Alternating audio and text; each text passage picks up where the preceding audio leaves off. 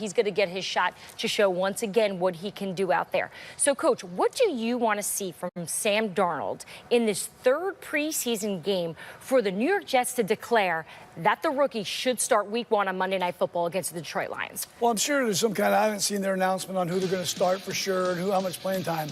But I promise you, Sam Darnold is going to get some time in this game with the starting offensive line. Whether it's the second quarter, whether it's maybe a little bit to start the third quarter. But he's going to get that opportunity to compete for that starting job because they've got to get this answered really at the conclusion of this week. They'll keep it close to the vest, but they have to know in their mind, and his teammates got to know who that starting quarterback is. Oh, certainly. Theo, what's the one part of his game that you want to see specifically in order for the Jets to say, yep, he's the guy going forward? One thing that's been clear with Sam Darnold is that he has great reaction time. And when I think about a quarterback that's scanning the field left to right or right to left or even vertically down the field, is some guys it's compartmentalized. It's one read, and you got to reset, hit the second read, and then the third read. For Sam Darnold, it's almost like he's in panoramic view with his camera, right? It just kind of operates on one direction, slide and scale all the way. But he had one lapse in judgment late in that second preseason game where he was intercepted on a 4th and 1, just a little simple levels concept that makes a bad decision. I think it's going to be about continuing to show the strengths and eliminating that one decision-making error. But I think all the signs point towards Sam Darnold. You know, Pat Shurmur throws the olive branch to the Giants reporters and says, hey, Saquon's back. Maybe Todd Bowles do the same thing to the Jets reporters. They ain't doing that. No, not with the Jets organization.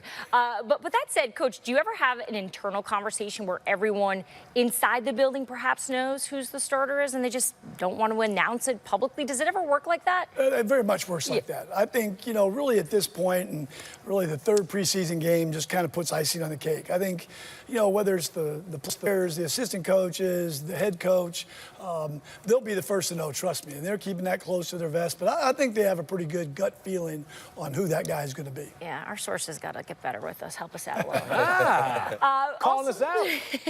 Also there, of course, Teddy Bridgewater. Guys, he's been one of the best stories of the season in terms of his comeback and what he's been able to do. And our Ian O'Connor recently spoke to the doctor who performed surgery on that knee, which was so devastating, so gruesome.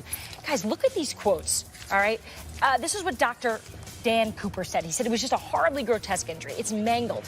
You make the skin incision and there's nothing there. It's almost like a war wound. Everything is blown. The surgery was an absolute gut test, a test of what you're made of. And I've seen it break people down. I never saw it break Teddy down.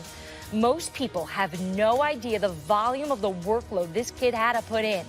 He had a toothpick of a leg, and he had to rebuild. That entire article is over on ESPN.com. But guys, those are some strong quotes coming from from a doctor here. And Victor, you came back from knee surgery after missing a season. You know, what do you make of those quotes when you see those? I can relate. Obviously, I'm not sure this is something I want my doctor to be putting out there in the middle of a quarterback, race here, competition. So, but I do understand. I've been there with the toothpick leg. It's skinny. You got to rehabilitate it and spend hours and hours in that rehab room just getting it back together. But when you do make it over that hump, when you do make it through, once you connect the mental aspect with your leg, with your knee, mentally understand, like, I can do this again. I can play again. Once you battle those hurdles, that's when it becomes good again. That's when you become yourself and you feel good. And I think Teddy's there, and we'll see what he brings to the table. I covered that first game when Teddy came back from that injury, and in the post-game, he was still in tears. Remember that first shot of when he came out there? Yeah, it's definitely and I remember asking him, like, you know, why are you crying? This is great. And he said, it's so hard to describe what I've been through. It's not just physical for me. This is so emotional for me and mental for me, all the challenges that you speak to as well. I remember real quick, I remember when I first injured my knee in the locker room, and I'm distraught, I'm going crazy, I'm crying. Yeah. And the first person I see, I'm like, just tell me I'm going to play football again. Like, don't tell me anything else about the knee. It'll get better. Just tell me I'm going to be on the field again, and that's why it's so emotional. This game is an emotional game. Yeah. All right. So meantime, up in Buffalo, there's another quarterback competition there. At this point, A.J. McCarron is expected to return soon on a limited basis. He had that collarbone situation. Josh Allen, though, has been named the starter for the week. So, Coach, let's talk specifically again about another rookie quarterback starting the game in preseason 3. What do you want to see from Josh Allen if you're Coach